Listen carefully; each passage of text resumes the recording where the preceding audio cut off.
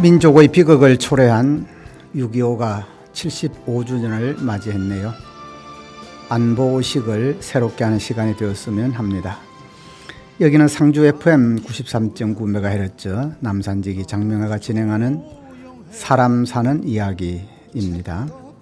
전쟁터로 남편을 보내는 아내의 처연한 심정을 담아 10년 오기 부릅니다. 아내의 노래.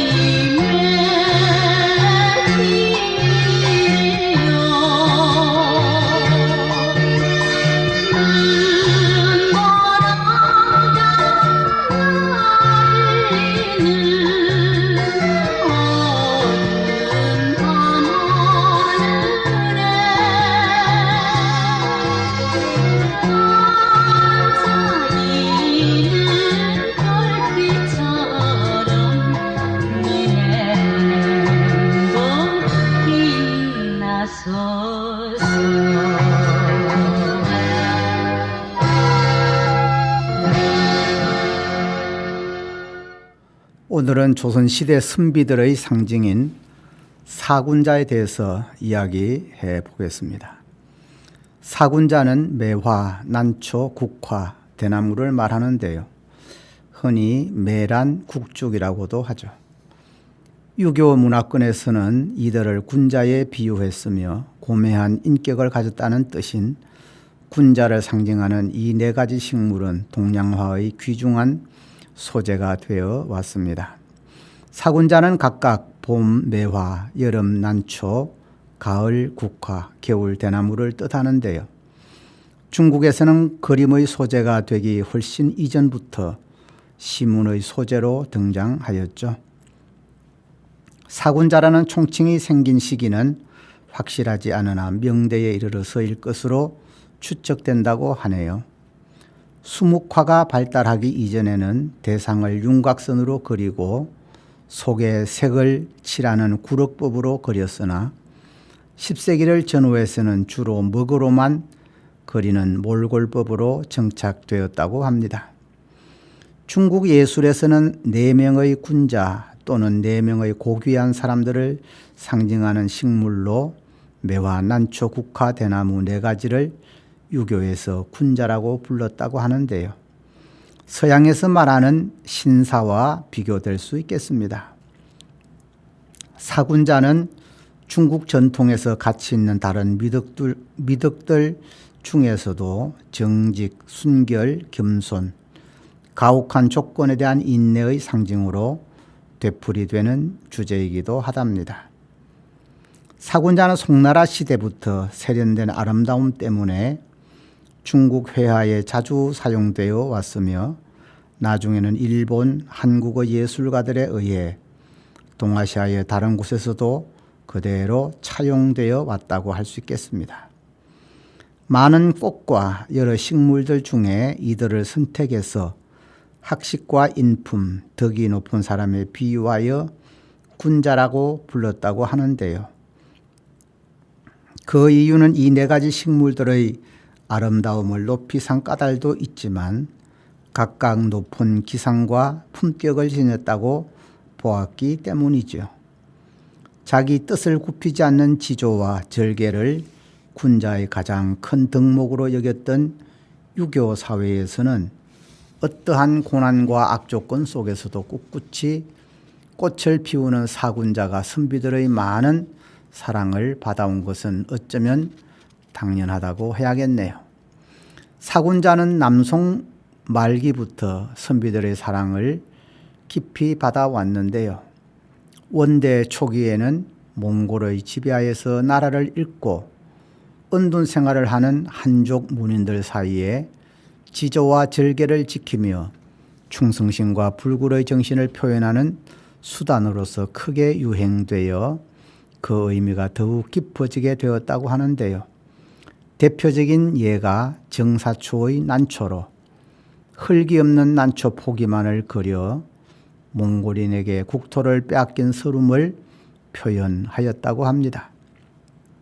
그 뒤 명대에 와서 이들 매난 국죽 특유의 장점을 유교적 덕목과 관련지어 칭송하는 문화적 전통이 수립되어서 사군자라는 총칭이 생겨났다고 하는데요. 우리나라에서도 사군자의 품격이 높이 평가되어 고려시대부터 시문과 회화, 공예품 등에서 본격적으로 등장하였죠. 조선 초기에도 사군자가 문인들 사이에 계속 사랑을 받아왔고 조선 중기부터 독자적인 양상을 수립, 후기에 와서는 질과 양적인 면에서 모두 괄목할 만한 업적을 남겼습니다. 소리새의 목소리를 담아서 그대 그리고 나 듣습니다.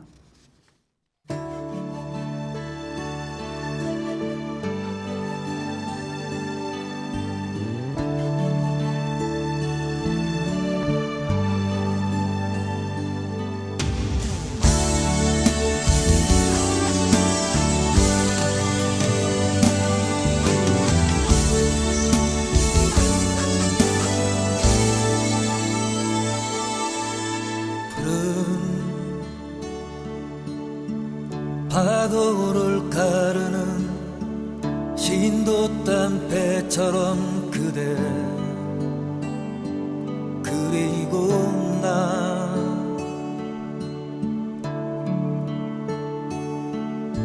낙엽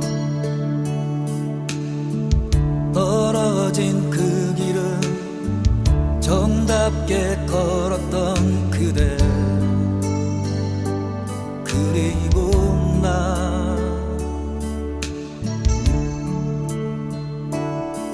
신눈 내리는 겨울을 좋아했던 그대 그리고 나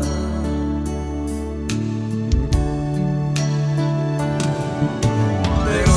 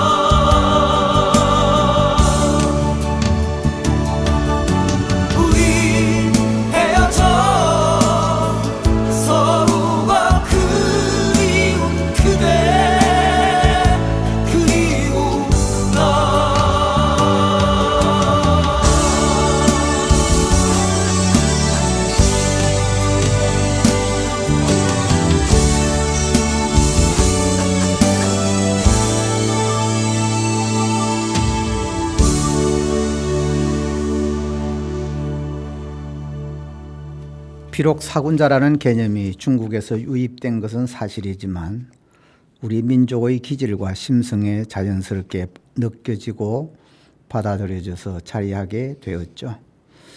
따라서 매화, 난초, 국화, 대나무는 우리의 선조들에 의해 어느 나라보다도 많은 사랑을 받아왔으며 여러 예술 분야에서 주된 소재로 등장하고 있답니다. 이는 꽃, 식물 자체가 지닌 순수한 아름다움보다는 그것이 지닌 상징적 의미, 즉 지조와 절개, 고화함과 품격을 높이 샀기 때문이라고 해야 할 겁니다. 우선 눈 속에서 피는 봄의 꽃 매화부터 살펴보겠습니다. 이른 봄 눈이 채 녹기도 전에 추위를 무릅쓰고 제일 먼저 꽃을 피우는 매화. 서리와 눈을 두려워하지 않고 언 땅 위에 고운 꽃을 피워 맑은 향기를 뿜어내는 매화는 제일 먼저 꽃을 피우므로 화형 또는 화계라는 명칭으로 불려왔다고 합니다. 또한 봄을 가장 먼저 전해준다고 하여 일지, 춘색, 철간, 선춘, 한향, 철간이라 하였고 눈 속에서 홀로 핀 매화의 고고한 자태는 선비의 고든 지조와 절개로 절겨 비유되곤 했죠. 이처럼 맑은 향기와 아울러 눈 속에서 꽃을 피우는 것이 매화의 특징인데요. 선비들은 매화의 곱고 맑은 성품을 노래한 글을 지어 일편단심으로 사모하는 님에게 자신의 간절한 심정을 나타내기도 했고요. 이때 님은 나라 또는 임금일 수도 있고 자신의 굳은 뜻일 수도 있다고 하네요. 특히 청초한 자태와 향기로 인해 매화는 아름다운 여인의 절겨 비유되었는데요. 옛 기생의 이름에 유독 매화, 매자가 많이 사용된 것은 이 때문이라고 할 수 있겠습니다. 그리고 매화가 아름다움과 함께 정절을 상징하였으므로 여인들은 매화와 대나무를 함께 심은한 비녀인 매죽잠을 즐겨 착용하였다고 합니다. 이와 같은 매화의 상징성으로 인해 눈이 덮인 매화나무 가지에 처음 피는 꽃을 설중매라고 하여 천하의 으뜸가는 꽃이라고 칭송하였고 소동파는 얼음 같은 맑은 혼과 구슬처럼 깨끗한 골격이라고 평하였다고 하네요. 강희안은 양화소록의 화목 구등품론에서 국화, 대나무, 연꽃과 함께 매화를 1등으로 분류하면서 높고 뛰어난 운치를 취할 만하다고 하였으며 같은 책의 화품 평론에서는 강산의 정신이 깃들고 태고의 모습이 드러난 꽃이라고 극찬하였다고 합니다. 고려 말 삼원 중 하나인 목은 이색은 백설이 잦아진 고래 구름이 머물어라. 반가운 매화는 어느 곳에 피었는고 석양에 홀로 서서 갈 곳 몰라 하노라 라는 시를 통해 걷잡지 못할 애상에 잠긴 마음으로 매화를 찾는 선비의 심정을 애절하게 노래하고 있습니다. 또한 매화는 달과 함께 자주 등장하는데요. 고고한 달빛 아래 청초한 자태와 맑은 향기를 내뿜는 매화의 모습은 상상만으로도 자연적인 조화와 운치를 한껏 느낄 수 있는 풍경이 아닐 수 없겠죠. 달을 보탄 매화는 그림에서도 자주 등장하고 있는데요. 은나라의 백이와 숙제가 수양산에서 달과 매화를 벗삼아 은둔의 일생을 보냈다는 고사가 상징적으로 표현되어 있습니다. 한편 우리나라의 매화 그림, 묵매화에 나타나는 공통적인 특징은 매화의 꽃송이가 중국의 그림처럼 많지 않다는 것인데요. 문화재전문위원 허영환 선생은 이러한 현상에 대해 아마 우리나라 사람이 성긴 것, 어리숙한 것, 완벽하지 않는 것, 기교를 부리지 않는 것 등을 좋아하는 성격 탓인 것 같기도 하고 한국 미술의 바탕을 흐르는 자연주의의 발로인 것 같기도 하다고 평했습니다. 이에 반해 중국의 민족성은 빽빽한 것, 완전 무결한 것, 아주 예쁜 것, 되도록 큰 것을 좋아한다는 것은 매화 그림에서도 잘 나타나고 있습니다. 민수현이 부릅니다. 홍랑 같이 듣겠습니다.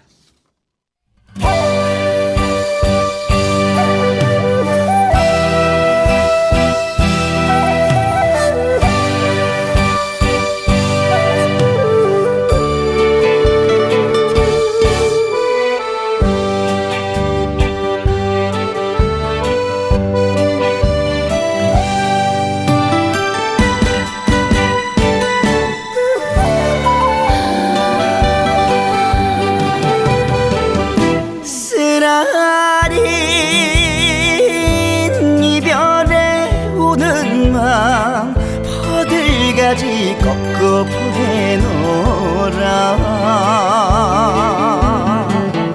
지난 사랑 지난 정을 어이트고 떠나갔나요. 100년이 흘러가도 1000년이 가도 나는 그대 여자랍니다. 계획창에 피는 외토들 보는 날인가 홍랑인가 여기 서서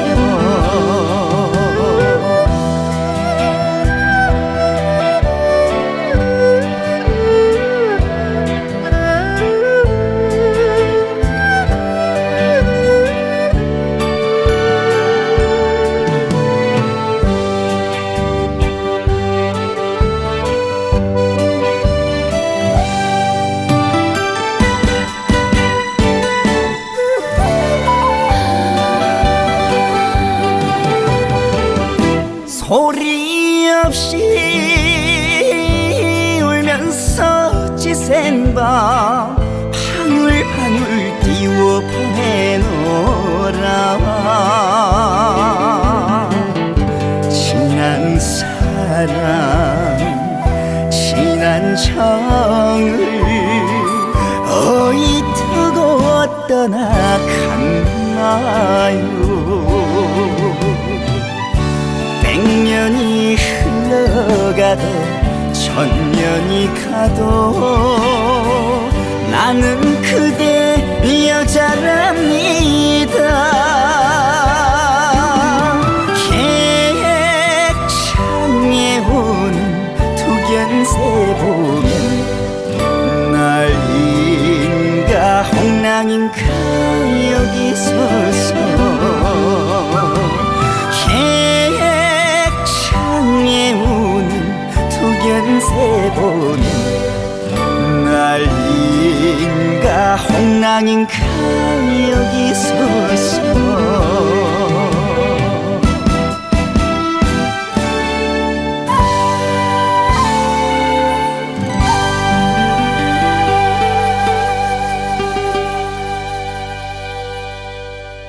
두 번째 다룰 사군자는 난초인데요.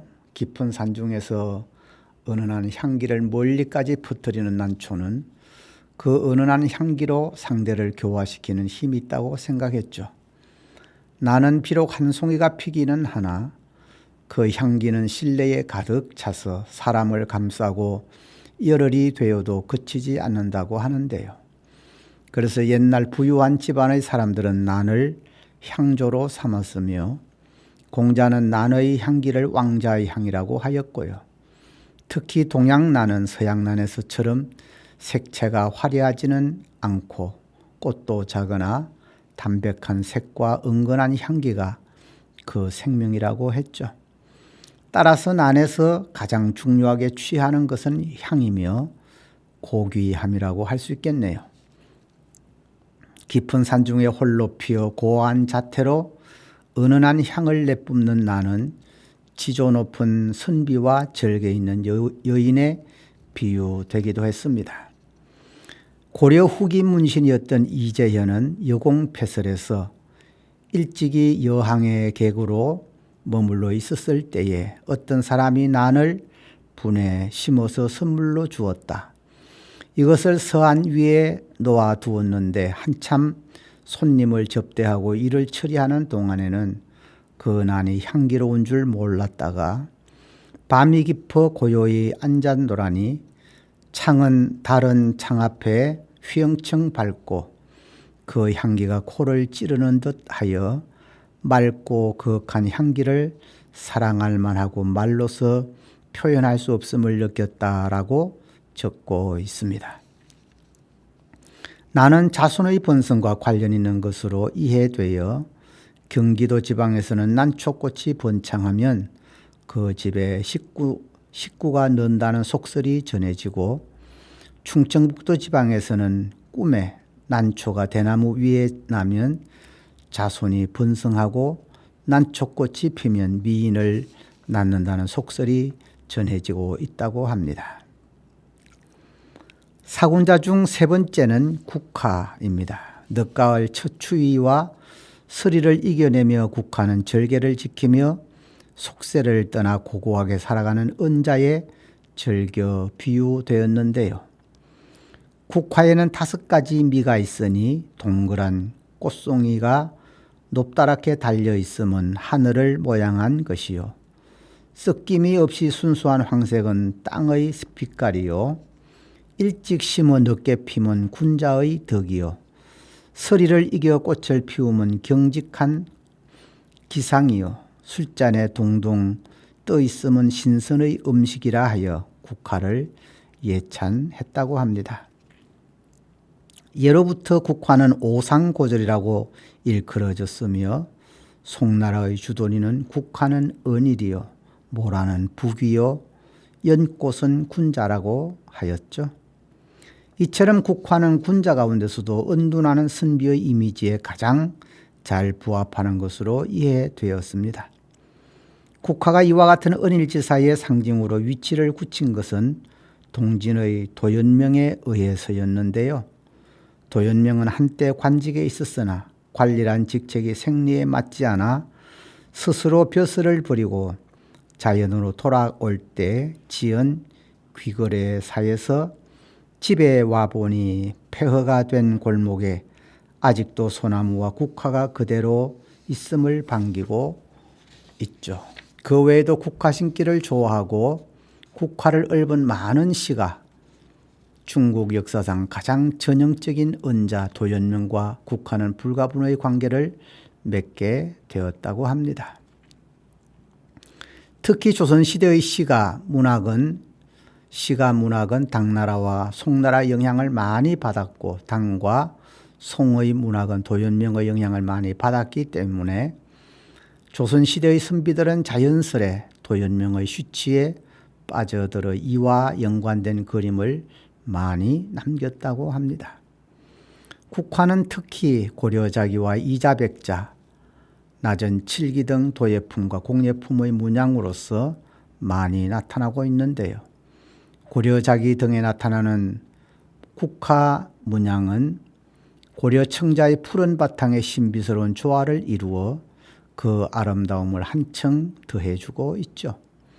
한편 국화는 노장 사상에서는 신선초라고 일컬어졌는데요. 국화가 불로 불사의 영초라는 사상이 고려 시대에도 충만했었기 때문에 청자, 술잔, 술병, 거울 등의 국화 문양이 많이 사용되어졌다고 합니다. 이처럼 오랜 옛날부터 국화에 대한 신비한 효능이 전해졌고 신농서에는 국화는 성품을 기르는 가장 좋은 약으로 능히 장수하고 몸을 가볍게 하며 남양 사람들은 국화의 담수를 마시고 다 100세를 살았다고 전해지기도 한다네요. 이런 속설에 따라 중국에서는 음력 9월 9일 중량절에 국화주를 마시는 풍습이 있었다고 하고요. 우리나라에서도 국화주는 예로부터 궁중의 축하주로 애용되었고 민간에서는 9월 9일에 국화주를 먹으면 무병 장수한다 하여 즐겨 마시는 풍습이 있었다고 합니다. 국화는 선조들이 남긴 시조에서 도화, 매화와 함께 자주 등장하고 있는데요. 아래의 시는 가장 널리 회자되고 있는 조선시대 송순의 작품이죠. 국화야 너는 어찌 3월 봄바람 다 보내고 이리 추운 계절에 네 홀로 피었느냐. 아마도 오상고절은 너뿐인가 하노라. 멋진 시조죠.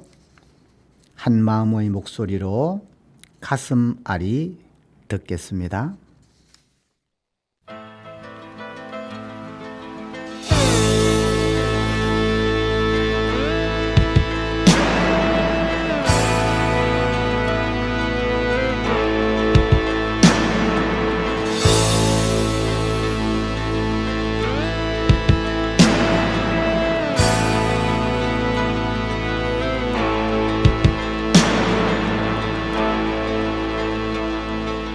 밤별들이 내려와 창문 틈에 머물고 너의 맘이 다가와 따뜻하게 나를 안으면 예전부터 내 곁에 있은 듯한 내 모습에 내가 가진 모든 것을 내게 주고 싶었는데 골목길을 돌아서 뛰어가는 내 그림자 동그랗게 내버려진 나의 사랑이여. 어쩌란 말이냐 흩어진 이 마음을. 어쩌란 말이냐 이 아픈 가슴을. 어쩌란 말이냐 흩어진 이 마음을. 어쩌란 말이냐 이 아픈 가슴을.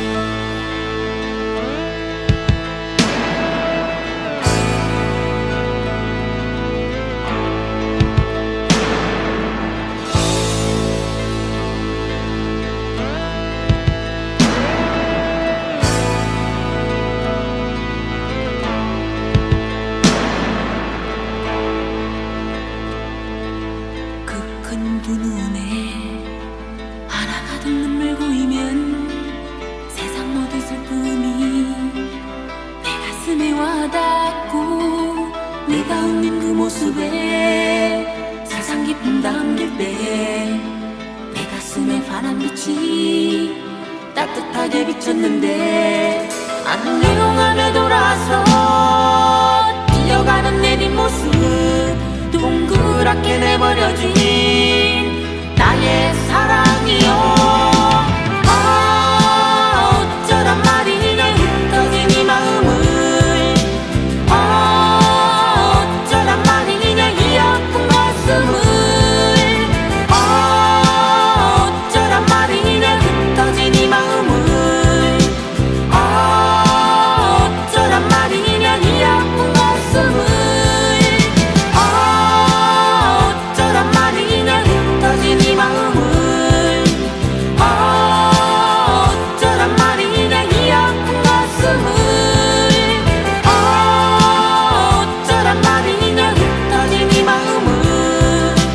어쩌란 말이냐 이 아픈 가슴을.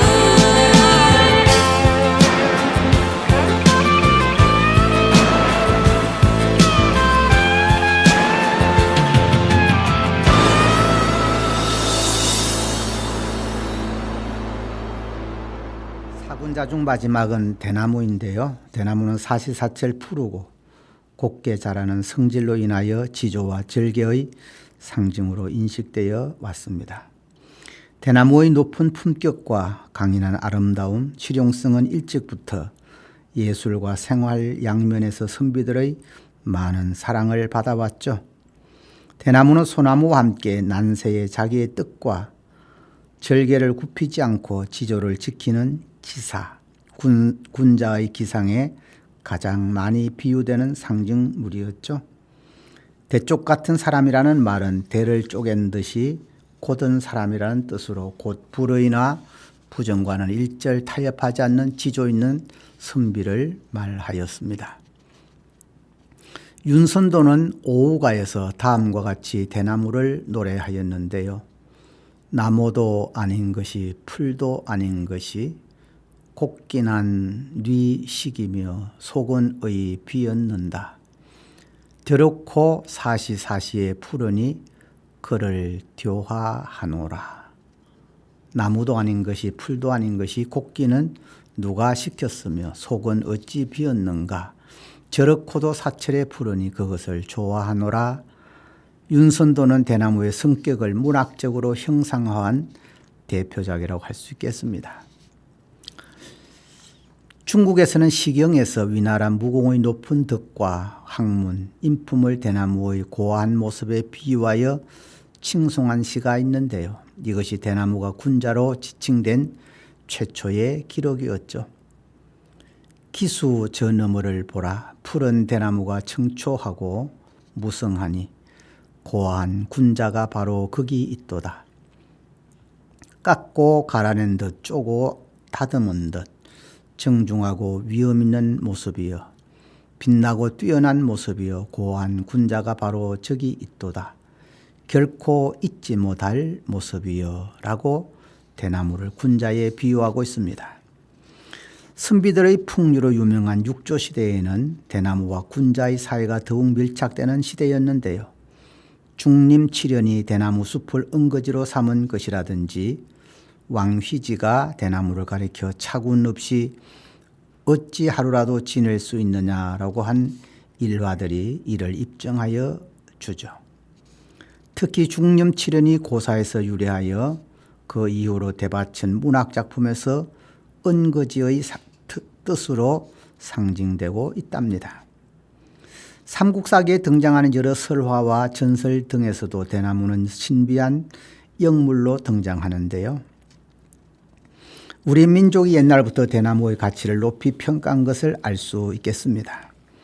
삼국사기에 의하면 신라 때 이미 삼죽, 향삼죽 등 대로 만든 악기가 있었고 삼국사기 중 미추왕과 주격군의 내용을 보면 신라 제14대 유리왕 때 이서국 사람들이 금성을 공격해 왔는데 신라군이 당해내지 못하고 전세가 불리해졌을 때에 귀에 댄잎을 꽂은 이상한 군사들이 나타나 신라군을 도와 적을 물리쳤는데 적이 물러가자 군사들은 간 곳 없고 미추왕의 능 앞에 댄잎이 수북이 쌓여 있었다고 하는데요.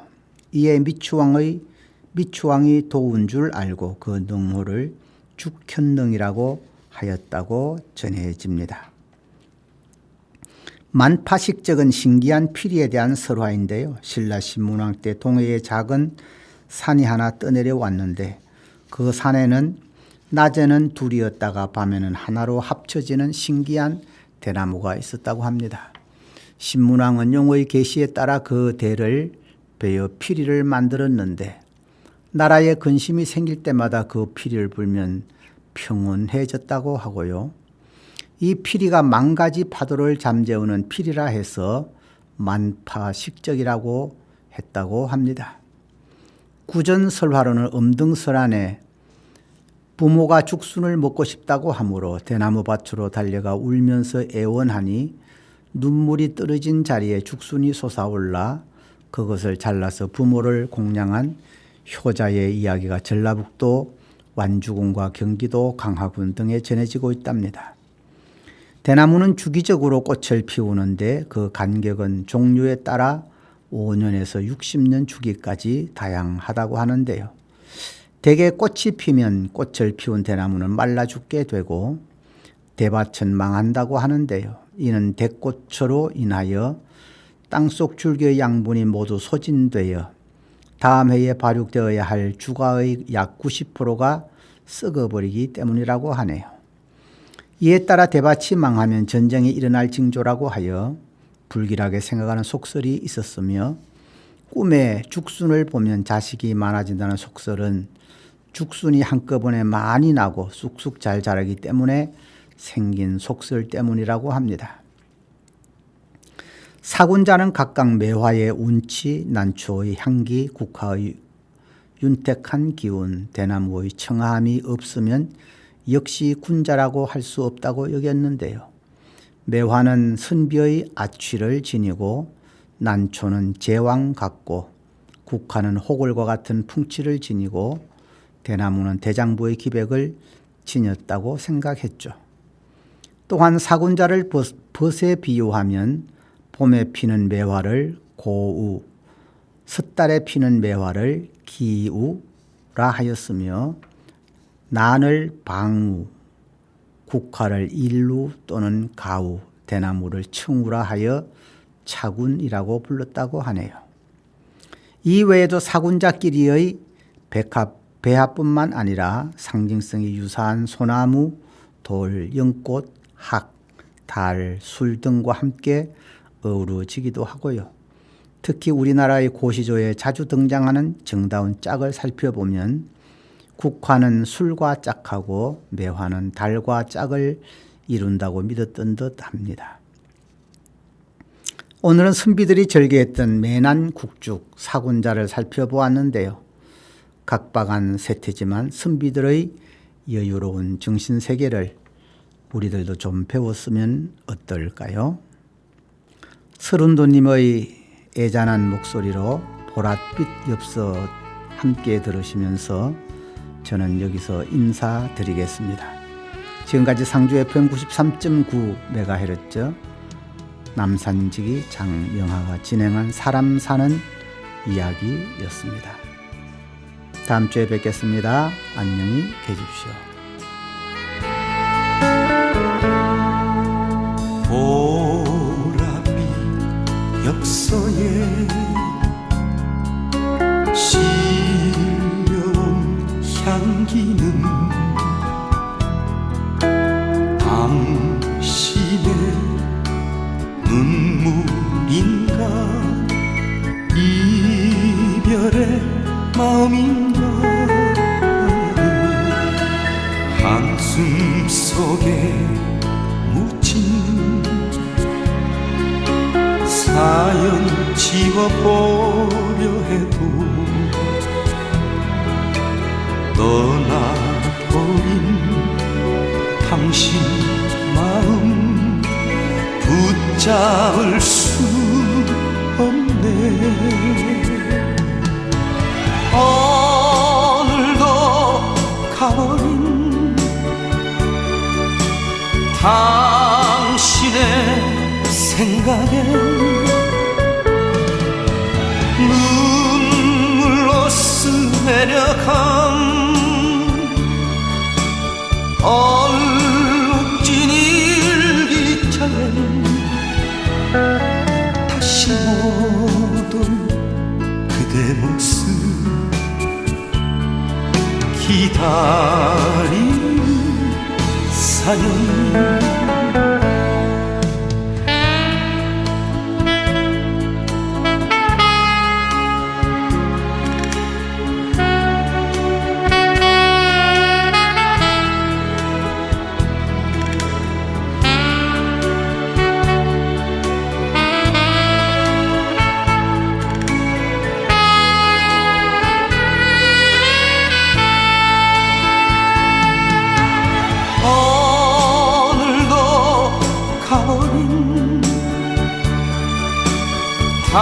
당신의 생각에 눈물로 스며려간 얼룩진 일기장에 다시 못 온 그대 모습 기다리는 사연 다시 못 올 그대 모습 기다리는 사연